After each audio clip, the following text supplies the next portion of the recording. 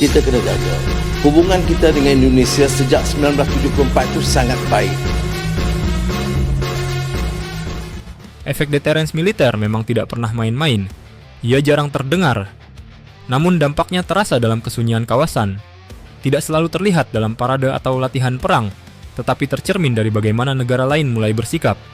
Dan hari ini, Indonesia sedang merasakannya. Modernisasi militer kita mungkin baru dimulai, belum sempurna, belum mencapai puncaknya. Namun hembusan kekuatannya sudah membuat kawasan berhitung. Tetangga mulai lebih sopan.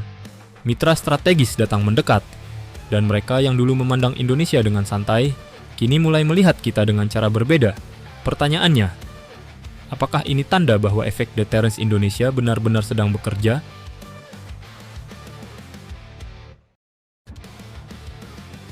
Modernisasi mengubah cara memandang Indonesia. Selama bertahun-tahun, Indonesia sering disebut sebagai sleeping giant di Asia Tenggara. Negara besar, ekonomi kuat, populasi raksasa. Namun kekuatan militernya dianggap belum sepenuhnya mencerminkan potensi tersebut. Kini situasinya berubah. Program modernisasi berjalan di hampir semua matra. TNI Angkatan Udara bergerak menuju era jet tempur generasi baru. TNI Angkatan Laut memperkuat armada kapal kombatan dan meningkatkan kehadiran di jalur strategis. TNI Angkatan Darat mempercepat transformasi menuju kekuatan tempur modern dan mobile. Yang terpenting, arah kebijakan pertahanan Indonesia kini jauh lebih jelas. Indonesia tidak ingin menjadi agresor. Namun Indonesia juga tidak ingin lagi diremehkan. Inilah esensi deterrence. Bukan untuk menyerang, tetapi untuk memastikan tidak ada yang berani mencoba.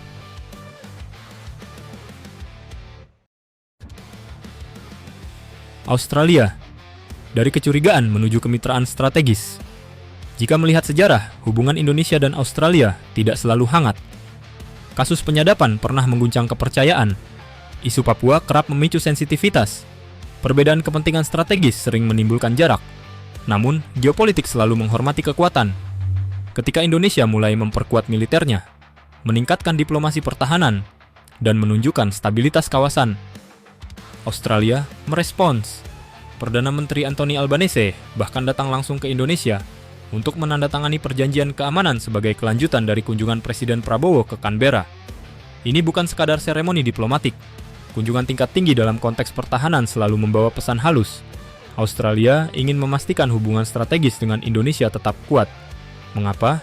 Karena dalam peta Indo-Pasifik, tidak ada stabilitas tanpa Indonesia, dan tidak ada perhitungan keamanan Australia tanpa memasukkan faktor kekuatan TNI.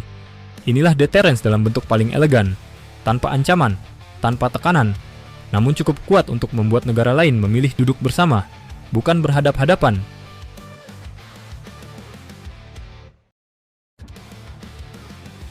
Malaysia. Dari gesekan menuju rasa hormat, hubungan Indonesia dan Malaysia adalah hubungan dua tetangga, dekat, namun tidak jarang bergesekan.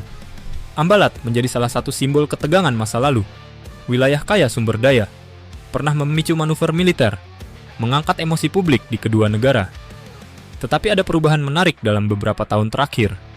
Nada komunikasi menjadi jauh lebih terkendali. Diplomasi berjalan lebih matang.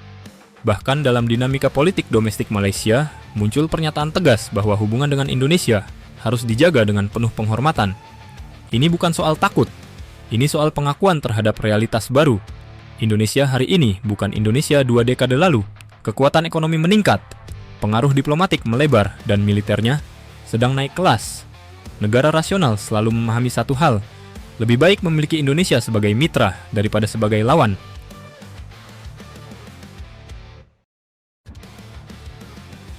Rudal tidak harus ditembakkan untuk menjadi pesan. Dalam teori strategi militer modern, kekuatan terbesar justru adalah yang tidak pernah digunakan. Rudal balistik, armada tempur, kapal perang. Semua itu bukan alat provokasi. Mereka adalah pesan sunyi. Pesan yang berkata, kami cinta damai, namun jangan salah mengukur batas kami. Deterrence bekerja di dalam pikiran para perencana militer negara lain. Saat mereka membuat skenario konflik, Indonesia kini bukan lagi variabel yang bisa diabaikan.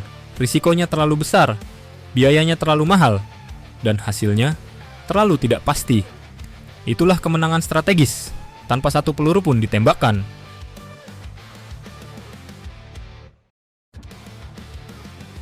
Marwah negara ditentukan kekuatan yang menjaganya. Dunia tidak selalu adil. Ia lebih sering menghormati kekuatan daripada niat baik. Sejarah telah berulang kali membuktikan negara yang lemah militernya sering dipaksa berkompromi. Negara yang kuat memiliki ruang menentukan nasibnya sendiri. Bagi Indonesia, memperkuat TNI bukan sekadar proyek pertahanan. Ini adalah investasi terhadap kedaulatan, stabilitas, dan wibawa bangsa. Karena pada akhirnya, marwah sebuah negara tidak hanya dijaga oleh diplomasi, tetapi oleh kekuatan yang berdiri diam di belakangnya. Tidak agresif, namun siap. Tidak mencari konflik, namun tidak gentar.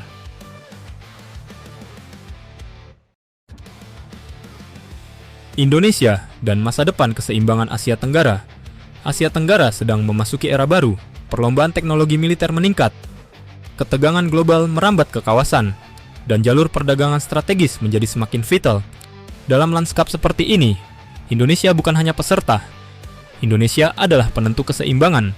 Ketika Indonesia kuat, kawasan cenderung stabil. Ketika Indonesia goyah, efeknya bisa terasa ke seluruh regional. Itulah mengapa modernisasi TNI bukan hanya penting bagi Indonesia, tetapi juga bagi arsitektur keamanan Asia Tenggara. Tanpa banyak suara, Indonesia sedang mengirim sinyal. Kita siap menjadi jangkar stabilitas kawasan.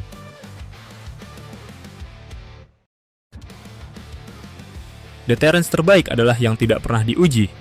Efek deterrence militer tidak diukur dari seberapa sering kita berperang, tetapi dari seberapa jarang konflik itu berani mendekat, dan hari ini tanda-tandanya mulai terlihat. Tetangga lebih berhitung, mitra strategis semakin mendekat, dan suara Indonesia semakin didengar. Modernisasi ini memang belum selesai, namun arahnya sudah jelas. Indonesia tidak sedang bersiap untuk perang.